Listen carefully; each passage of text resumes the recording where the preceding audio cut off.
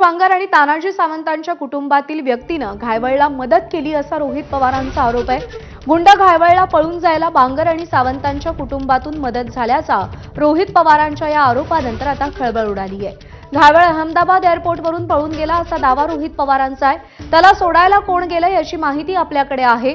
राम शिंदेने बाजार समिती निवडणुकीसाठी घायवळचा उपयोग केला।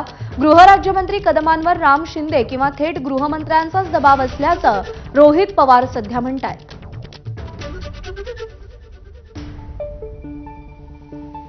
आता या विषयामध्ये चर्चा इतकी मोठ्या प्रमाणात झाल्यानंतर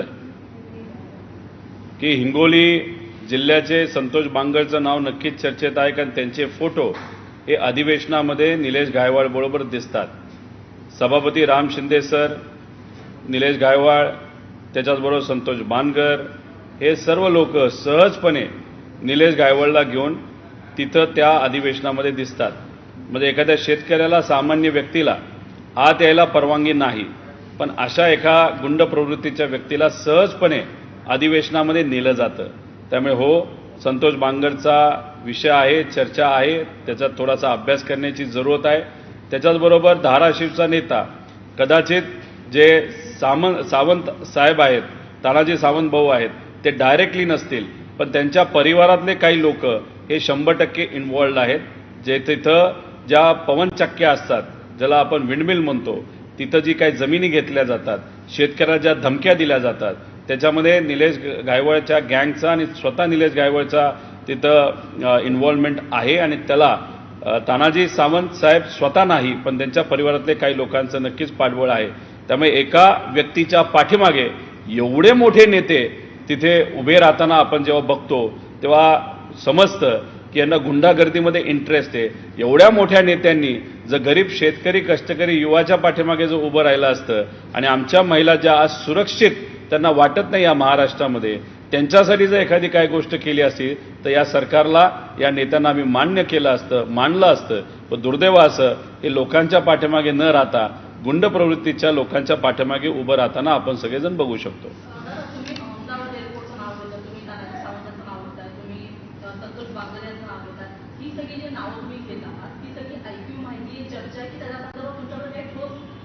नाही, येत्या काळामध्ये या बाबतीतले पुरावे तुमच्यासमोर येत जातील। अहमदाबाद एअरपोर्टचं हे खरं आहे, त्यांना सोडायला जी लोक गेली होती त्यांचं नावं आमच्याकडे आहेत। त्याच्याचबरोबर हिंगोलीमध्ये भाजपचे एक कुठले तरी पदाधिकारी आहेत, त्यांचं कदाचित बांगरांचं पटत नसावं आणि त्या विषयामध्ये निलेश गायकवाडची एंट्री तिथं होती। ती एंट्री का होती हे आपल्याला आता अभ्यास करावा लागणार आहे। असे बरेच विषय आहेत, पण टप्प्याटप्प्याने हे सगळे मुद्दे आपल्यासमोर येतीलच।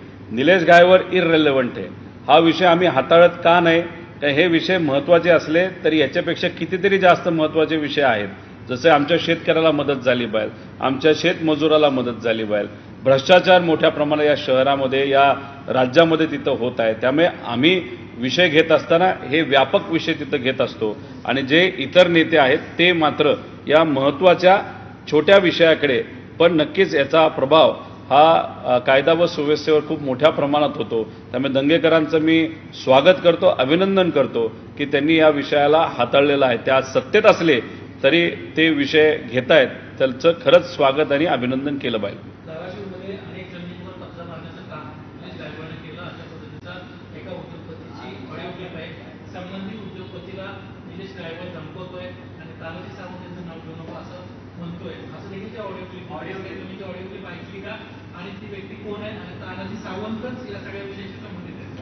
पुण्यामध्ये आम्हाला असं कळतंय गुंड्याच्या घरी काय डॉक्युमेंट मिळाले, त्या डॉक्युमेंटमध्ये पवनचक्कीचे डॉक्युमेंट आहेत असं आम्हाला समजतंय। आणि ते पवनचक्कीचे डॉक्युमेंट कुठले तर ते धाराशिवचे आहेत। धाराशिवमध्ये काही प्रसंग घडले होते, तिथं काही लोकांना पोलिसकडे जायचं होतं, लोकांनी सुद्धा मोठ्या प्रमाणात विरोध केला आणि मग काही गुंडांच्या गाड्या काळ्या कलरच्या त्या धाराशिवच्या त्या भागामध्ये आणि भूम परांडा या भागामध्ये प्रामुख्याने तिथं गेल्यानंतर लोकांना सुद्धा धमकावलं गेलं आणि जी व्यक्ती पोलिसकडे जाणार होती त्याच व्यक्तीचा आवाज कुठेतरी दाबला गेला। ती ज्या कंपन्या आहेत त्या कंपनी, म्हणजे 2 प्रकरणं तिथे आहेत, एक तर जमीन घेणं आणि तिथे असणाऱ्या ज्या पवनचक्क्याच्या कंपनीला धमकावणं।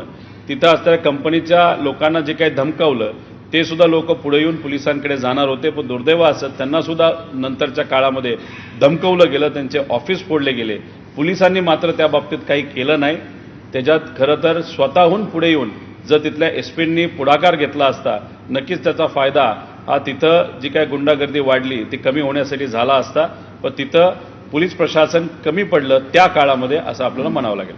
राम शिंदे यांच्या नावाचा तुम्ही उल्लेख केलेला आहे. राम शिंदे यांच्या नावाचा सुद्धा तुम्ही उल्लेख केलेला आहे. कुठेतरी राम शिंदे यांनी प्रथमदर्शनी त्यांना मदत करण्याची भूमिका घेतली आणि त्यानंतर योगेश बदल यांनी सुद्धा त्यांना दुजोरा देण्याचा सुद्धा प्रयत्न केला गेला असं वाटतं. एक तर राम शिंदे सर जे सभापती आहेत त्यांनी निलेश गायकवाडचा ओपन राजकारणासाठी उपयोग केला. मार्केट कमिटीचं इलेक्शन होतं तेव्हा उपयोग केला. जेव्हा विधानसभेचं इलेक्शन होता तेव्हा त्यांचा फायदा तिथं घेतला.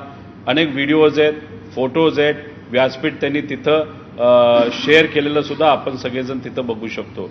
आणि मग अधिवेशनामध्ये राम शिंदे सर जे सभापती आहेत त्यांचे व निलेश गायकवाडचे, संतोष बांगरचे अधिवेशनाच्या ठिकाणी फोटो आपण सर्वजण बघू शकतो. मग त्यांना तिथं कुणी बोलावलं, कुणी आणलं, असे सुद्धा प्रश्न निर्माण होतात. जेव्हा आमचा नितीन देशमुख नावाचा कार्यकर्ता